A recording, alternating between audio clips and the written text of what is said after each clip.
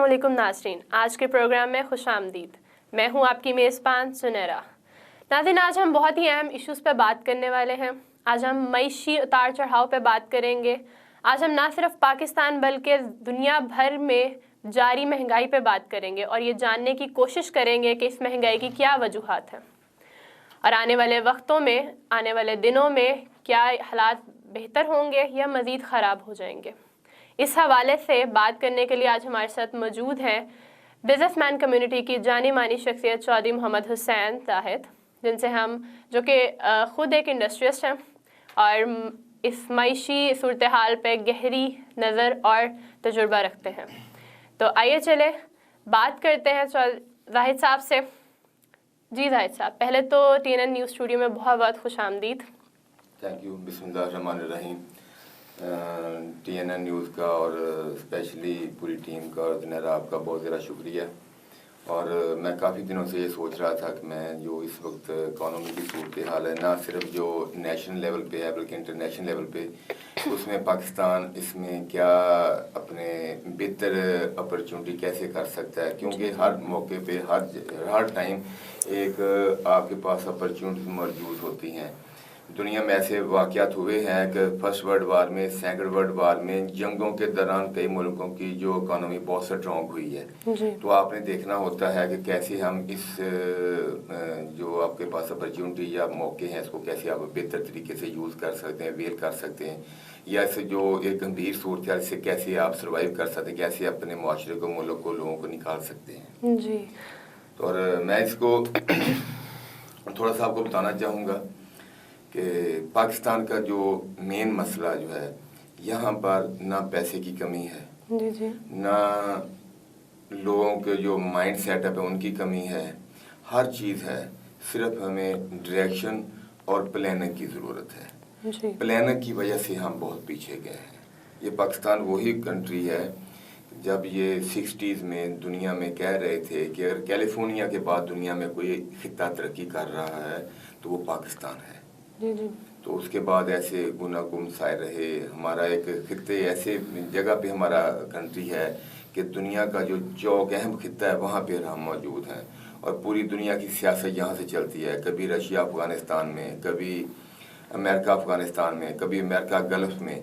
तो ये एक बहुत सारी चीज़ें आपके लिए, अगर आप बहुत बिजनेस को आप अपने मुल्क में, मुआशरे में बहुत अगर आगे जा रहे हैं तो आपके लिए मसाइल भी उतने होते, पूरी दुनिया का फोकस भी फिर आपके ऊपर होता है। तो अब ये है कि मैं बताना चाहूँगा कि हम इसमें कैसे, पाकिस्तान कैसे सर्वाइव कर सकते हैं, हम इसमें से भंवर से कैसे निकल सकते हैं, हम कैसे बेहतर कर सकते हैं। अच्छा, तो जी जाहिद साहब, हम जैसे आपने अभी बताया, अब इस टाइम पाकिस्तान कर्जे के लपेट में आ चुका है और ये कर्जा दिन ब दिन बढ़ता जा रहा है। मतलब इस वक्त मुल्की तारीख का बुलंद तरीन कर्जा पाकिस्तान पर चढ़ चुका है। तो इसके क्या असबाब हैं, क्या वजूहात हैं? इसकी थोड़ी सी मैं बताऊंगा, इस एक दो लाइनें पहले इसमें कर्जे से पहले बताऊंगा कि दुनिया में जो रिज़्क पैदा होता है जी। वो सिर्फ 3 जगह पे पैदा होता है। चौथी जगह पूरे वर्ल्ड में कोई ऐसी नहीं है कि जहाँ से अब दुनिया में रिज़्क पैदा होता हो। नंबर 1 एग्रीकल्चर है, जी। ज़राअत। नंबर 2 मादनियात। जी। Number 3 industry. इसके अलावा कोई चीज़ ऐसी नहीं है कि जहाँ से कोई दुनिया अपने खाने पीने का या रिज़्क या अपने कोई वसाइल हासिल कर सके। दुनिया की कोई चीज़ देख लें आप, या वो ज़राअत से रिलेटेड होगी। जी। आप जूस लें, कपड़ा लें, जूता लें, ये सही ज़राअत से रिलेटेड हैं। या फिर आप देखेंगे कि मादनियात से हैं, तो या फिर आगे आते हैं इंडस्ट्री, जहाँ से वो ज़राअत की चीज़ें भी आई और मादनियात भी आई, तो वहाँ से एक रिज़्क पैदा हुआ। बाकी सारी ट्रेडिंग हो रही होती है कि जैसे ये कप है, ये निकला मादनियात हुई है, इसमें फैक्ट्री में बना है। आगे सारी ट्रेडिंग है, कहाँ पे बना, चाइना में बना, आगे इंपोर्ट एक्सपोर्ट, सब डिस्ट्रीब्यूटर, सब आगे। कोई अब टेबल देख लें, बाल पॉइंट, कोई ऐसी चीज़ 3 के अलावा नहीं आपको मिलेगी। ऐसा ही है। तो अब हमारे पास अल्लाह के फजल से ज़राअत भी है, मादनियात भी है और इंडस्ट्री भी है। अनफॉर्चुनेटली दूसरा हमने फोकस कर लिया हमारे मुल्क ने बहुत सारे सालों से ज़राअत पे। अभी तक दुनिया में ऐसी कोई हिस्ट्री मौजूद नहीं है कि किसी मुल्क ने एग्रीकल्चर के बेस पे तरक्की याफ्ता मुल्क बना हो। अभी तक कोई हिस्ट्री में मौजूद नहीं है। वो सिर्फ बनेगा रॉ मटेरियल से आप नहीं बन सकते, मादनियात से आप नहीं बन सकते, आप इंडस्ट्री लगाने से बन सकोगे। हमारे बांग्लादेश देख लें कि वहाँ पर काटन का एक पौधा नहीं होता पूरे मुल्क में, उसके मौसम वेदर ही ऐसा उसका, लेकिन हमसे ज्यादा उसकी टेक्सटाइल की एक्सपोर्ट है, रॉ मटेरियल इंपोर्ट करता है। तो पूरी दुनिया के कपड़े, जीन्स, गारमेंट्स बना के एक्सपोर्ट कर रहा है। तकरीबन कोई $40 बिलियन के करीब उसकी एक्सपोर्ट है इसी की, कॉटन से रिलेटेड। तो कॉटन वहाँ पे पैदा नहीं होती। तो इसी तरह पाकिस्तान ने अगर तरक्की करनी है तो इसको आना पड़ेगा इंडस्ट्री में। इंडस्ट्री लगेगी तो आगे मुल्क को रोजगार सारे सिस्टम में आएगा। तो हमारे यहाँ पे ये हुआ कि बिजनेस कम्युनिटी को इतना दबाया गया है कि स्पेशली इंडस्ट्रियलिस्ट को, कि पूरा पाकिस्तान या तो कहता है कोई सीएनजी लगा ले, कोई कहता है मैं कोई फ्रेंचाइज किसी चीज की ले लूं, कोई कहता है मैं पेट्रोल पंप लगा लूं, कोई कहता है मैं शॉपिंग मॉल बना लूं। पूरा कंट्री आपका ट्रेडिंग कंट्री बन गया है। तो जब ट्रेडिंग ही होती जा रही है तो पैसा आएगा कहाँ से? तो ट्रेडिंग कंट्री बन गया, ये हमारे लिए बहुत बड़ा नुकसान हुआ। एक्चुअली इंडस्ट्री मुल्क में लगेगी तो फिर उसमें तरक्की होनी, रोजगार आना, सारी चीजें आगे आनी। इसमें 2-3 चीजें शॉर्ट है। पाकिस्तान का इस वक्त इशू है, जैसे अपने कर्जों की बात पे आऊंगा, कर्जे आपके कर्जे नहीं खत्म हो सकते, कम भी नहीं होने। इसकी सिर्फ 2-3 वजूहात हैं। शॉर्ट टर्म पॉलिसी बनेगी, एक लॉन्ग टर्म बनेगी। शॉर्ट टर्म तो ये है कि जैसे अभी प्राइम मिनिस्टर साहब सऊदीया में गए हैं तो वक्ती तौर पर रिलीफ लेने के $3-4 अरब ले लिया, कहीं IMF से ले लिया। तो ये तो कर्जे है ना, ये तो अपने रिटर्न देने हैं। ये है एड हॉक बेस पे। आपको पॉलिसी बनानी पड़ेगी शॉर्ट टर्म 2-3 साल के लिए, 5 साल के लिए, एक 15, 20, 25 साल के लिए। तो पॉलिसी ये है शॉर्ट टर्म में आपके लिए बहुत जल्द जो पैसा मुल्क में आ सकता है वो है ओवरसीज पाकिस्तान। तो आपके लिए ये बेहतरीन मौका है कि आप पूरी दुनिया में चाहे जितने भी हर शहर में गवर्नमेंट ऑफिस बना दे, डिवीजन लेवल पे, डिस्ट्रिक्ट लेवल पे, और उनको कहें कि जे किसी के पास पैसे नहीं है तो वो उसको बेशक लोन की शक्ल में पैसे उसको दे दे। बंदे कोई बहुत सारे बच्चे ऐसे पढ़े लिखे भी हैं और वो हुनर भी जानते हैं और वो बाहर नहीं जा सकते, पैसे 4-5 लाख चाहिए तो उनके पास नहीं है, तो गवर्नमेंट को लोन कर दे। जैसे भी करना मुल्क से जो एक तो बेरोजगारी खत्म होगी, दूसरा आपको विद इन 3-4-6 मंथ आपको रिटर्न आना शुरू हो जाता है। कोई कैसा किसी ना कोई ऐसी इंडस्ट्री लग सकती है, ना आप एग्रीकल्चर में इतना आगे जा सकते हैं, ना आप किसी और चीज से इतने जल्दी पैसे कमा सकते हैं या इतना जल्दी रिटर्न। एक तो ये, दूसरा आप आएंगे सॉफ्टवेयर इंडस्ट्री में। दुनिया में बिलियंस डॉलर की सॉफ्टवेयर इंडस्ट्री है और इसका फायदा ये भी है कि आपने फिजिकली कोई चीज मुल्क से बाहर नहीं भेजनी। ये बड़ी एक अजीब चंद सालों से ये हुआ, तो पाकिस्तान इसमें बहुत पीछे है ना। अगर आप टेक्सटाइल एक्सपोर्ट कर रहे हैं मिस्टर नेहरा $20 बिलियन की, हम पूरा मुल्क बड़ा हैप्पी है, कुछ हमने $20 बिलियन के करीब सालाना एक्सपोर्ट कर ली। लेकिन टेक्सटाइल में, तो टेक्सटाइल में अगर $20 बिलियन की हमने एक्सपोर्ट की है तो उसमें से कोई 7-8-6 अरब की पहले इम्पोर्ट हुई है। ऐसा ही है। उसका पेस्टिसाइड हुई है, उसका फर्टिलाइजर हुई है, उसमें डीजल लगा है, ट्रैक्टर चले हैं, मशीनरी लगी है, उसमें सारी जो जितनी भी चीजें लगी हैं, फिर टेक्सटाइल इंडस्ट्री में चले गए तो टेक्सटाइल की इंडस्ट्री की मशीनरी आई है, उसका रॉ मटेरियल आया, उसके केमिकल्स आए हैं। तो हमने ये तो दुनिया पाकिस्तान कह रहा सारा, हमने $20 बिलियन की एक्सपोर्ट कर दी, बड़ी खुशी की बात है। लेकिन इसको कोई नहीं देख रहा कि पहले $10 बिलियन का हमने इम्पोर्ट भी किया है।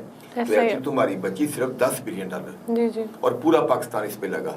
अगर आप इसको सॉफ्टवेयर इंडस्ट्री को तवज्जो कर दें तो ये 20 नहीं बल्कि $100 बिलियन हम इसको अर्निंग कर सकते हैं। और हमने कोई स्पेशल खास बात इसमें ये है कि आपने मुल्क से कोई कंटेनर, कोई बहरी जहाज, कोई ऐसी चीज आपने जो नजर आ रही वो भेजनी नहीं है। आपने सिर्फ CD देनी है या उसको मेल करनी है या फ्लैश में देना है। तो सॉफ्टवेयर कितने का? एक मुल्क को, एक कंपनी को दिया $50 लाख का, $10 लाख का, $20 लाख का। दुनिया में सॉफ्टवेयर इतने महंगे भी बिके हैं, $1 अरब के सॉफ्टवेयर। बिल्कुल। तो ये आपने चीज भी कुछ नहीं दी, सिर्फ अपने ब्रेन सेल किया। तो आपके जिस तरह ये स्टूडियो बना, इस तरह के सॉफ्टवेयर हाउस बने हुए हों तो आप पूरी दुनिया में एक्सपोर्ट करें, तो आपको बाहर इसकी इंपोर्ट भी कुछ नहीं करनी पड़ेगी, सिर्फ अपने ब्रेन सेल करके तो आप ये हासिल कर सकते हैं।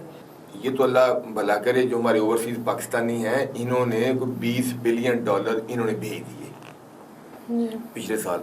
हमारा जो शॉर्टफॉल था वो थोड़ा रह गया, तो कुछ हमने जो पहले लोन लिए वो भी वापस करने होते हैं। तो फिर भी अगर 15-20 अरब डॉलर की शॉर्टेज है तो उसको कैसे, कोई मैजिक तो है नहीं, कैसे पूरा करेंगे, अल्टीमेटली लोन लेंगे जी। तो फौरी तौर पर आपको इंपोर्ट पे जो सामान तयश है, जो अयाशी की आइटम्स हैं, महंगी गाड़ियां हैं, आपको कॉस्मेट है आपकी, तो यहाँ और कुत्ते और बिल्लियों की जो फूड उनका आ रहा है, उनकी मेडिसिन आ रही है, इतनी चीज़ें आ रही हैं, हमें उनकी ज़रूरत नहीं है। हमें उस पर हमें क्या ज़रूरत है कि ब्राज़ील के और फलां मुल्क से सेब पाकिस्तान में इंपोर्ट हो रहे हैं, अपने सेब धक्के खा रहे हैं, हमें क्या ज़रूरत है इंपोर्ट करने की, फ्रूट क्यों हमें इंपोर्ट करना। ये जो चीज़ें इन पे बैन लगाया जाए, इंपोर्ट को मिनिमम किया जाए। मशीनरी है, आपके केमिकल हैं, आपकी डाइज हैं, आपकी और चीज़ें हैं, इनको हमारी मजबूरी है, ये हमें रिटर्न भी देती हैं जब मशीनरी के लिए प्लांट इंपोर्ट करता है। मैं सुनहरा, अगर आपने $50 करोड़ का, ये $1 अरब की कोई बहुत बड़ा प्लांट लगाया है तो 1 साल के बाद आपको रिटर्न भी देगा, फिर वो एक्सपोर्ट करना होता है। तो सेब तो हमने ज़ाया कर दिए, ये कप मंगवा लिए, कपड़ा मंगवा लिया, जूते मंगवा लिए, तो सारे पैसा ज़ाया हो गया। तो हमें उस पर तवज्जो करनी है। दूसरी बात, हमने एक्सपोर्ट पे बहुत जल्दी हमें इस पे तवज्जो देनी है। बिजली अल्हम्दुलिल्लाह मुल्क में पूरी है और आइंदा भी कोई 20-25 साल मुल्क में बिजली की शॉर्टेज नहीं होनी इंशाल्लाह। 20-25 साल मजीद भी नहीं होनी, क्योंकि कुछ डैम बहुत सारे बन रहे हैं, कुछ प्रोसेस में है, कोई 2022 में कंप्लीट हो रहे हैं, 24 में, 25 में, 28 में, 29 में, 30 में, तो ये आगे चलते जा रहे हैं। तो अल्लाह के फजल से कोई 10, 15, 20 साल कोई बहुत बड़े प्लान ना भी लगे तो हमारे पास बिजली सरप्लस है, यह पूरी है। तो इंडस्ट्री चलाने के लिए इशू नहीं है। इशू ये कह रहा है कि बिजली महंगी बहुत है जी। और इंडस्ट्री वालों को जो भेजा, उनके ऊपर जो बहुत सारे जो डिपार्टमेंट हैं उनको बिला वजह की एक परेशानी डाली होती है। कभी कोई सेल टैक्स वाला आ गया, कभी कोई इनकम टैक्स वाला आ गया, कभी कोई सोशल सिक्योरिटी वाला आ गया, कभी कोई EOBA वाले के हज़ारों किस्म के महकमे हैं और उनको जाकर डिस्टर्ब करते हैं। लोग इंडस्ट्री की तरफ जाते नहीं हैं, वो हर कहते परेशान है, तो वो कहते हैं ट्रेडिंग कर लो, चाइना से 2 कंटेनर मंगा लो, कोई ट्रेडिंग कर लो, कोई दुकान बना लो, कोई मिठाई की दुकान बना लो, कोई किसी चीज़ की। तो इसमें सारी दुनिया, ये बड़ा नुकसान हुआ मुल्क को कि ये जो लोगों का माइंड सेट चेंज हुआ कि इंडस्ट्री की तरफ से 50 साल पहले, 40 साल पहले ये होता, जिसके पास पैसा होता था उसको कहते मैंने फलां इंडस्ट्री लगाऊं, मैं तौलिए की फैक्ट्री लगा दूं, मैं गीजर की फैक्ट्री लगा दूं, मैं पंखों की फैक्ट्री लगाऊं, इस तरह सोचते थे। अब लोग उधर नहीं जा रहे। अब लोग कहते शॉपिंग मॉल बना लो, हर जगह पे शॉपिंग मॉल बन गए, शादी हॉल बन गया, CNG बन गया, इसी पे सारी कौम लग गई है। जी। तो ये नुकसान दिया मुल्क के लिए। अच्छा, तो अभी आपने बात की महंगाई के ऊपर, तो गवर्नमेंट पिछले 28 सालों में महंगाई पे काबू नहीं पा सकी है और दिन ब दिन महंगाई बहुत ज़्यादा बढ़ती जा रही है। तो क्या ये आलमी मंडी में तेज़ी का सबब है या ये हुकूमत की नाअहली है? इसमें मिस सुनहरा, एक तो बात ऐसी हुकूमत को अगर उसका फॉल्ट है तो वो निकालना चाहिए, जो नहीं फॉल्ट उसको नहीं निकालना चाहिए। हर चीज़ गवर्नमेंट के खाते में नहीं डालनी होती। ठीक। एक तो ये है कि जो कोरोना में इतनी महंगाई नहीं हुई, कोरोना में इतनी आलमी सालगुजारी नहीं हुई, कोरोना में इतना मंदा नहीं हुआ जितना आफ्टर कोरोना प्रॉब्लम आई है। जी बिल्कुल। ये कोरोना के बाद दुनिया में ज़्यादा प्रॉब्लम आई है। रॉ मटीरियल के पूरी दुनिया में रेट बढ़े हैं जी, और स्पेशली जो स्टील है, पीतल है, सिल्वर है, तमाम जितनी चीज़ें इसके रेट बहुत ज़्यादा बढ़े हैं। लेकिन हमारे मुल्क में गवर्नमेंट की नाअहली ये है कि हमें डबल नुकसान हुआ है।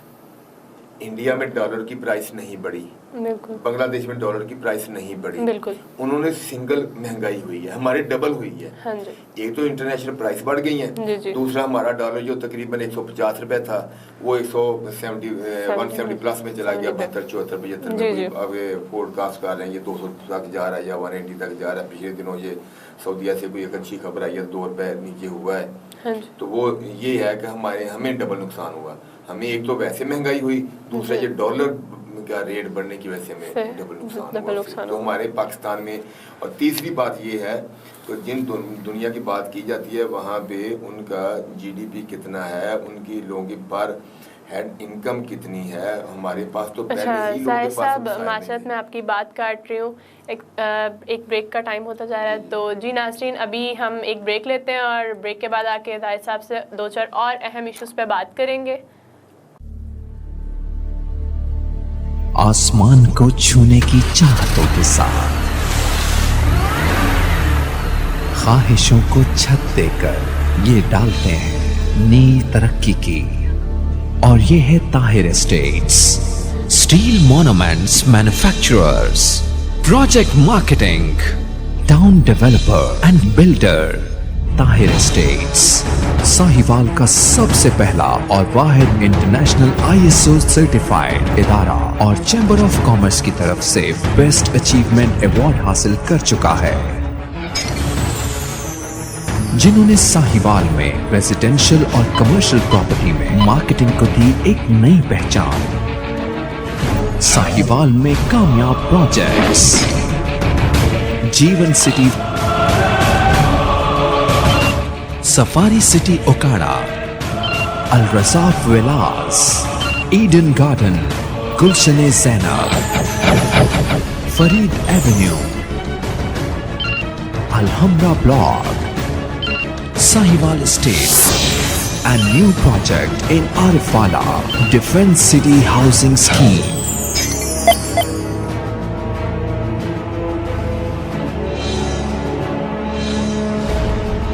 The largest marketing network in real estate.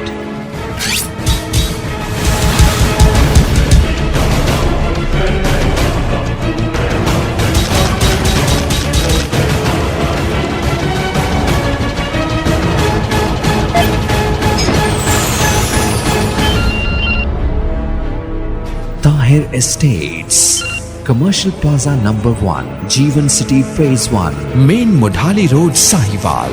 UN number 923041110300.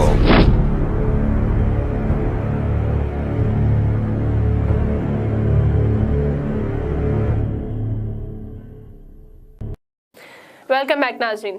जी नाज़रीन, हमारे साथ मौजूद है चौधरी मोहम्मद हुसैन जाहिद, जो कि साबका सदर हैं Sahiwal chamber of commerce and industry के।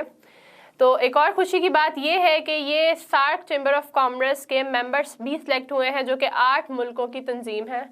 तो जी जाहिद साहब, बहुत बहुत मुबारक हो आपको। Thank you. अच्छा जाहिद साहब, ब्रेक से पहले हम बात कर रहे थे कि मुल्क में महंगाई बढ़ती जा रही है, तो ये इसकी क्या वजूहात हैं, तो आप काइंडली हमें उसके बारे में दोबारा वहाँ से शुरू करें। हाँ, मैंने वही बात कर रहा था कि महंगाई तो इंटरनेशनल लेवल पर बहुत बड़ी है, और कोरोना के बाद पूरी दुनिया की सप्लाई चेन डिस्टर्ब हो गई है। जी जी। और स्पेशली जो कंटेनर का किराया जो पाकिस्तान से यूरोप जाता था, जो 1000 या 1200-1500 डॉलर होता था, अब 8000-9000 डॉलर है। इतना तारीख में जो कभी ऐसा सिस्टम नहीं हुआ। चाइना से जो कंटेनर आते थे उसका किराया 1500-1800 डॉलर होता था, अब वो 7-8 हज़ार डॉलर है।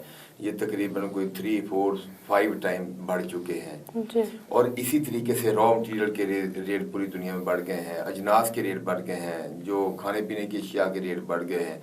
पाकिस्तान में मैंने पहले बताया, पाकिस्तान को हमें वहाँ को ज़्यादा प्रॉब्लम इसलिए आ रही है कि हमारा डॉलर अगर उसी रेट पे होता, 150-140 पर होता, तो हमें इतनी महंगाई के असरात नहीं आने थे।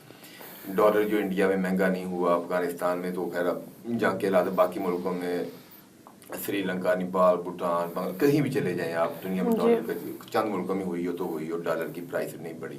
तो हमें ये भी नुकसान हुआ कि डॉलर पिछले 3-4 साल में 120-25 रुपए डॉलर होता था, तो अब चला गया 200 के करीब। तो एक्सपेक्टेशन लोग कर रहे हैं शायद ये 200 हो जाएगा, लेकिन 200 नहीं भी छोड़े इस बात को, लेकिन तब भी 170 प्लस तो हो चुका है।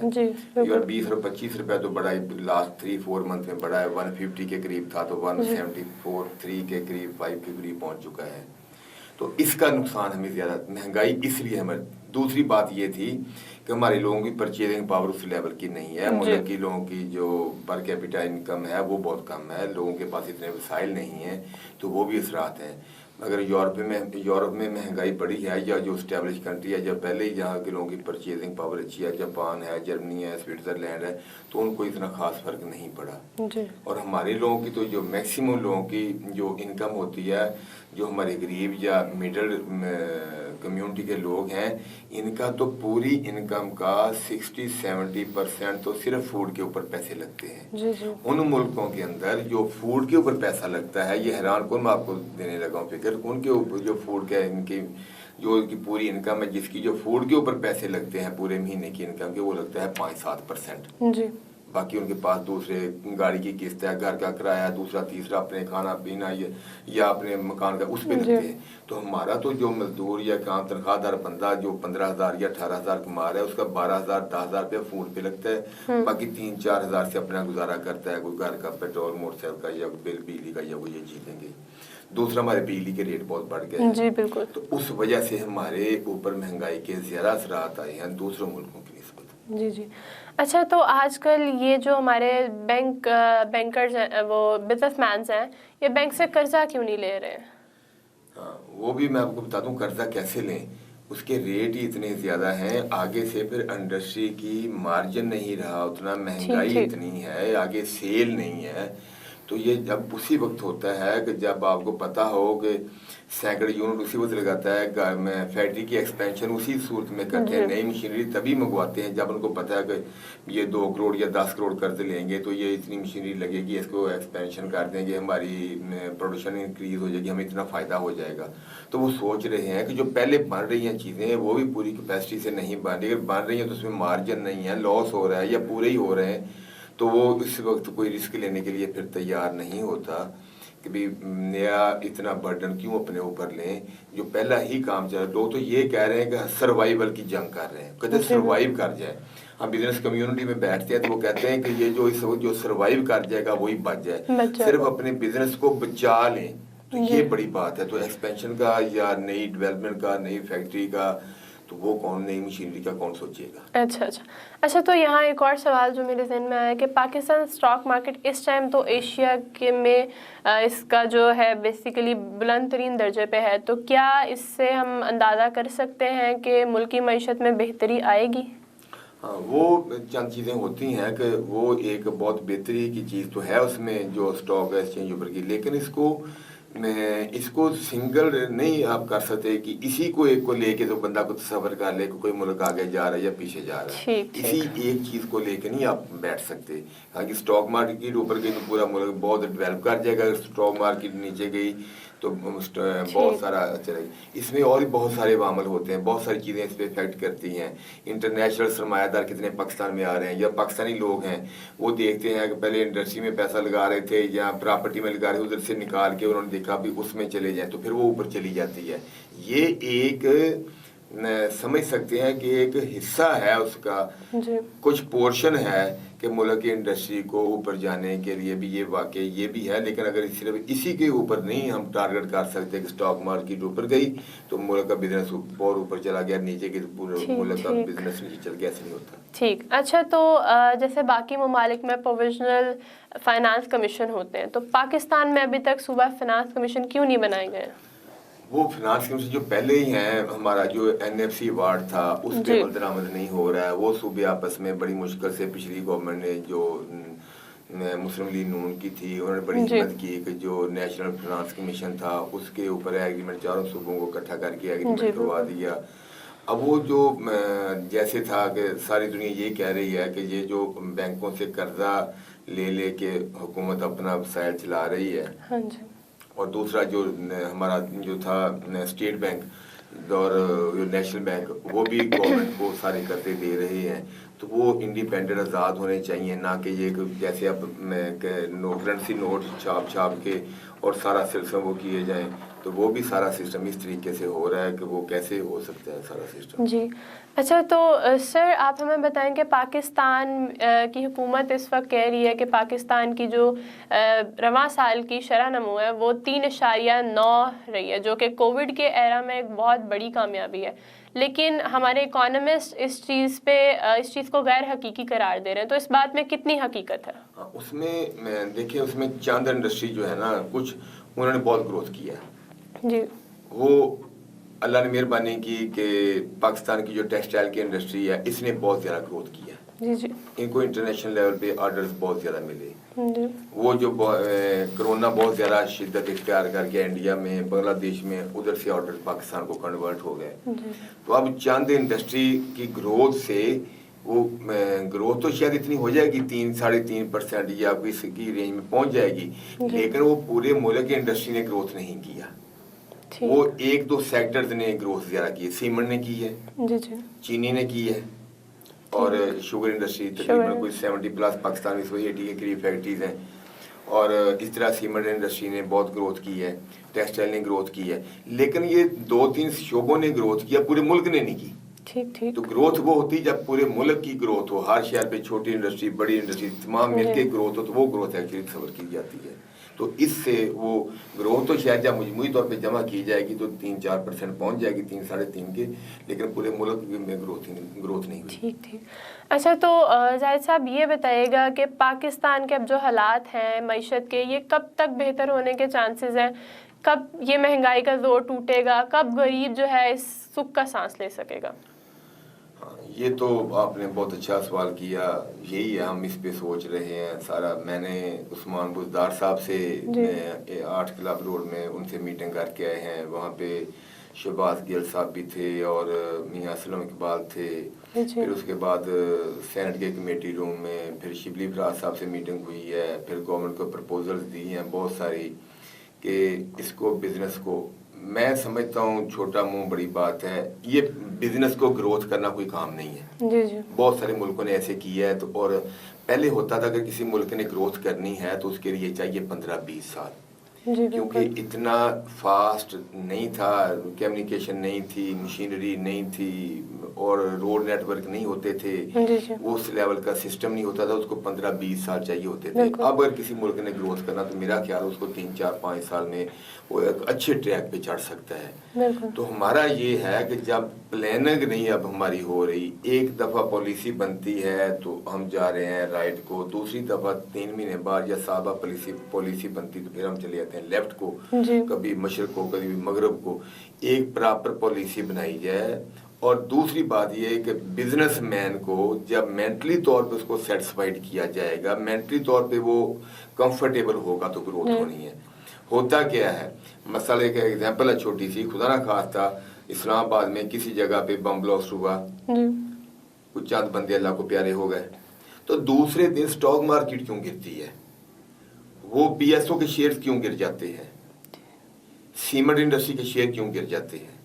वो लोग ज़हनी खौफ जो होता है ना, बिजनेसमैन जब ज़हनी खौफ में मुतला होगा किसी भी मुल्क का, तो वो मुल्क की ग्रोथ नहीं होनी। हालांकि लोग ऐसा तो नहीं समझते भी अब इस्लामाबाद बम ब्लास्ट हो गया तो भी हमने तेल नहीं गाड़ी में डलवाना तो इसलिए PSO के शेयर गिर जाएंगे, या हमने सीमेंट नहीं लेना, इस्लामाबाद में बम ब्लास्ट हो गया हमने सीमेंट नहीं लेना, सीमेंट के शेयर गिर जाएंगे, या पाक अरब के शेयर गिर जाएंगे, हमने वो कहते बम ब्लास्ट हो गया हमने खाद नहीं फसल को डालनी। ऐसा नहीं होता। वो जो ज़हनी खौफ है ना, वही बिजनेस को किसी मुल्क के ऊपर लेके आता है, वही नीचे लेके आता है। अगर किसी तरीके से, उसके बहुत सारे तरीके हैं, कभी डिटेल से इंटरव्यू करें मैं आपको बता सकता हूँ, किसी तरीके से गवर्नमेंट जो बिजनेसमैन हैं, इंडस्ट्रियलिस्ट हैं, ट्रेडिंग वाले हैं, या जो भी हैं किसी भी किस्म में, इनको एक ज़हनी तौर पे सेटिस्फाइड कर दे अगर भी आप बिजनेस करें, आपको बिला वजह तंग नहीं किया जाएगा, बिला वजह आपको पकड़ दकड़ नहीं होगी, आप कंफर्टेबल काम करें, लोन लें, अपना पैसा लाएं, बाहर से लाएं, जैसे भी आप करें, आपको 5 साल के लिए या 3 साल के लिए आप कंफर्टेबल काम करें, कोई जो छोटे मोटे महकमे को तंग नहीं करेंगे, तो देख लें 1 साल के अंदर अंदर पाकिस्तान कहाँ जाता है। जी ठीक। अच्छा, यहाँ पे जैसे अभी आपने इंडस्ट्री का बताया, उस पर मैं एक यूथ के ऊपर आपसे सवाल करना चाह रही हूँ कि आप इतनी बड़ी इंडस्ट्री के मालिक हैं, तो आजकल की यूथ हमारी बहुत ज़्यादा परेशान है कि उनको बिजनेसेस की तरफ मूव करना चाहिए, एंटरप्रेन्योरशिप की तरफ, या जॉब्स की तरफ जाना चाहिए, जॉब्स ढूंढनी चाहिए, इस पे आपकी क्या राय है? इसमें उनके लिए जो मशवरा वो ये है जी, नंबर 1 तो बिजनेस में आए। जी जी, थोड़ा सा टाइम लगेगा, लेकिन पाकिस्तानी कौम का एक मिजाज है, जल्दी में बहुत है। ये कहता है मैं आज काम शुरू करूं जी, तो महीने बाद मेरे पास नई गाड़ी हो, मेरा अच्छा घर हो। आप अंदाजा करें, बेशक बिल गेट्स है, दुनिया कितने कितने बड़े बिजनेसमैन हैं, उन्होंने देखा किसी ने अखबारें बेच के अपनी ज़िंदगी का आगाज़ किया, किसी ने कोई छोटा सा काम किया, किसी ने KFC का मालिक देख लें, सर पे उठा के चिकन के पीस घरों में बेचता था, कभी कुछ करता था, कभी कुछ करता था, उसका नाम है। हमारे लोग जल्दी में बहुत है कि कहते बस 1 महीना तो बड़ी दूर की बात, आज काम शुरू करें, कल हम शॉर्टकट बड़े ढूंढते हैं, बहुत टेम्परामेंट नहीं है। बिजनेस होता है सुकून से काम। आज कोई बंदा कोई काम शुरू कर ले, इसे बेबाल पॉइंट से शुरू कर ले, मैं समझता हूँ अल्लाह के फजल मुझसे मीटिंग कर ले, मैं समझता हूँ उसके पास कोई पैसे की जरूरत नहीं, 1 लाख रुपया, 50,000 रुपया, 2 लाख रुपया, 2.5 लाख, इतने पैसे बिजनेस स्टार्ट कर ले। सिर्फ 5 साल का मैं उसका रोड मैप बना देता हूँ, कैसे ऐसे ऐसे ऐसे आपने काम करना। वो 5-7 साल बाद देख लें कि अल्लाह का फजल, मैं इंशाल्लाह ताला कहता हूँ उसके पास अच्छा घर होगा, अच्छी गाड़ी होगी, अच्छा बिजनेस होगा, अच्छी फैक्ट्री होगी, अच्छा शॉप होगी, या जो भी इसका, तो अच्छा एक सर्वाइव कर रहा होगा 8-10 साल में। लेकिन अगर पैसे कितने लगाने हैं, सिर्फ लाख, 2 लाख, 2.5 लाख, 3 लाख। तो ये है कि बिजनेस की तरफ आए। नंबर 2, या फिर वो ये करें कि ओवरसीज में उनके साथ अपॉर्चुनिटीज बहुत ज़्यादा, पाकिस्तान में इस वक्त अनफॉर्चुनेटली उतनी बिजनेस की उसकी जॉब्स की अपॉर्चुनिटीज नहीं है। अगर कहीं लगेगा 20-30 हज़ार में, 40 हज़ार में लगेगा, साल बाद 5% 10% बढ़ जाएगी, उसकी अच्छी सर्वाइवल नहीं उसकी बननी। तो वो या तो बिजनेस में आ जाए, तो या फिर अच्छी किसी कंपनी, पाकिस्तान में बहुत अच्छी कंपनी में किसी जॉब मिल जाए, तो या फिर ओवरसीज में किसी दुनिया किसी, अब नेट पे हर चीज़ मिल जाती है, तो अगर अच्छा मेहनती है, पढ़ा लिखा है, या जॉब का या काम जो भी कर सकता है, तो वो करेगा, तो फिर वो आगे चला जाएगा। उसके लिए मेरा मशवरा यही है कि ये 2 चीज़ों में ज़्यादा तवज्जो करें। ठीक, चलें, इसी के साथ हमारे प्रोग्राम का वक्त ख़त्म होता जा रहा है। पहले तो बहुत बहुत शुक्रिया आपने हमारे लिए वक्त निकाला। तो जी नाज़रीन, फिर मुलाकात होगी एक नए प्रोग्राम के साथ, एक नए उन्वान के साथ, एक नए मेहमान के साथ। तब तक के लिए अपनी मेज़बान को इजाज़त दीजिए। अल्लाह निगहबान।